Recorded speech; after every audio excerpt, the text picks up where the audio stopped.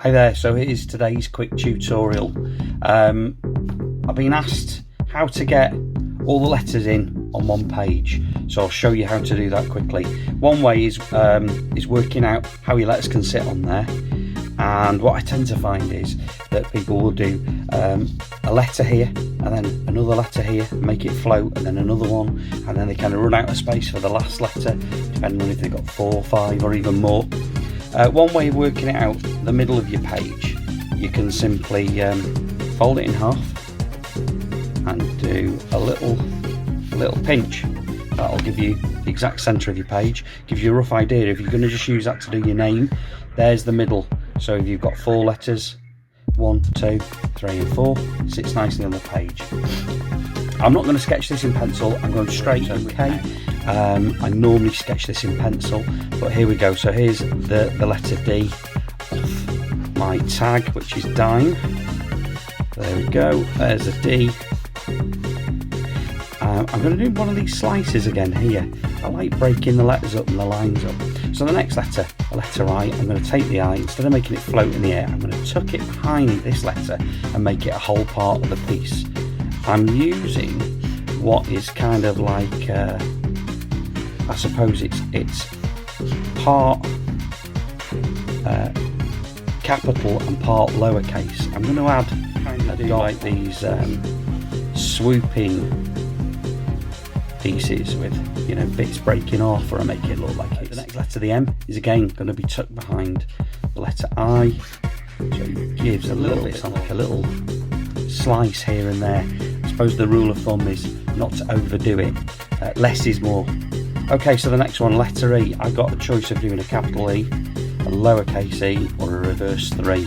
Now when I put this to the vote in my workshops, quite often it's the reverse 3 that always wins. And it's quite a cool shaped letter. I really enjoy experimenting and playing around with different shapes of letters to make them look interesting. Now, obviously with pen, you can't just rub mistakes out. But what I can do now, I can add 3D onto this letter, like I did in yesterday's little lesson. Please feel free to go and check that out. That's over on my Instagram feed, and I've shared that on my page, which is Dime1 North Wales Graffiti, and my Instagram is Dime_1. This is the first of my talky tutorials. Everyone might get sick of hearing my voice, and in which case I'll go back to just doing the written instructions on the video. What it's done, it's left a nice gap here, so I can add a character of some sort. It could be a superhero or something from comic books, or just something you fancy doing. Background, you can add whatever you like there. It could be bubbles, or a splat, or a brick wall, or make it look like rocks, or you could put a view, some cityscape and buildings there. But I have been asked about doing something that looks a bit like a splat. Now, how do you draw a splat? Well, a splat, you imagine that someone has just dolloped paint right in the middle there, and it's splatted out, and our letters are going to be on top. What tends to happen with splats, they start wide and then they taper out into these really sort of thin bits, and then you end up with blobs of paint, or if it's slime, they sort of come off like this. And the same underneath, as if it's absolutely being pulverised behind this.